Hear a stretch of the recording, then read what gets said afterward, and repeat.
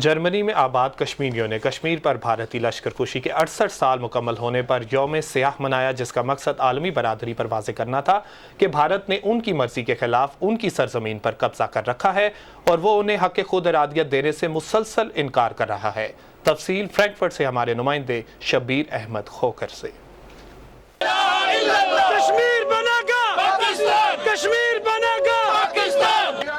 مقبوضہ کشمیر میں قابض بھارتی فوجیوں کے مظالم کے خلاف فرینکفرٹ میں احتجاجی مظاہرہ ہوا۔ مظاہرین نے فرینکفرٹ کے مرکزی ریلوے اسٹیشن سے بھارتی قونصل خانہ کی طرف مارچ کیا۔ انڈیا کے خلاف کشمیریوں نے یہ آواز اٹھائی ہے کہ ہم کشمیر کے لیے جو ہے ہر قربانی سے دریغ نہیں کریں گے۔ ہم جو کشمیر کی جو آزادی ہے اس سے علاوہ ہمیں اور کوئی چیز نہیں چاہیے۔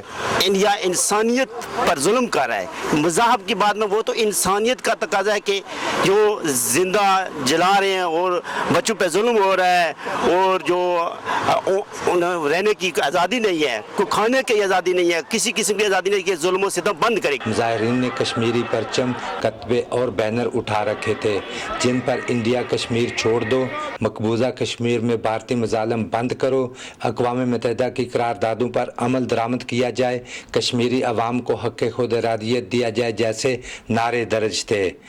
تے جنہ چر اسی اپنی آزادی بھاو خالستان یا کشمیر بھائی اپنا آزاد کشمیر نہیں بنا لیندے، اونا چر ہندوستان دی سرکار دے خلاف جو روس مظاہرے آ اس طرح رہن گے۔ ہیومن رائٹس کی دھجیاں اڑائی جا رہی ہیں اور کشمیر میں نہتے کشمیریوں کو شہید کیا جا رہا ہے۔ حتیٰ کہ پہلے تو کشمیریوں کو شہید کیا جاتا تھا، اب تو مسلمان کوئی سیف ہی نہیں ہے وہاں پہ، ہم سب مسلمانوں کے ساتھ ہیں۔ مظاہرین نے بھارتی قونصل خانہ کے سامنے جمع ہو کر کشمیریوں کی آزادی کے حق میں اور بھارتی تسلط کے خلاف نعرے لگائے۔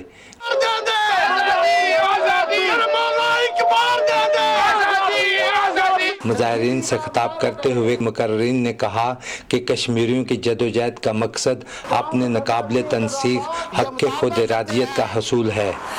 مظاہرین کا مطالبہ تھا کہ بھارت مذہبی اور جنونی انتہا پسندی کا راستہ ترک کرے اور اقوام متحدہ کی قراردادوں پر عمل درآمد کرتے ہوئے کشمیری عوام کو حق خود ارادیت دے۔ یوم سیاہ منانے کا مقصد عالمی برادری پر واضح کرنا ہے کہ بھارت نے ان کی مرضی کے خلاف جموں و کشمیر پر قبضہ کر رکھا ہے اور وہ انہیں ان کا پیدائشی حق خود ارادیت دینے سے مسلسل انکار کر رہا ہے۔ شبیر احمد کھوکھر، پاکستان ٹیلی ویژن نیوز، فرینکفرٹ، جرمنی۔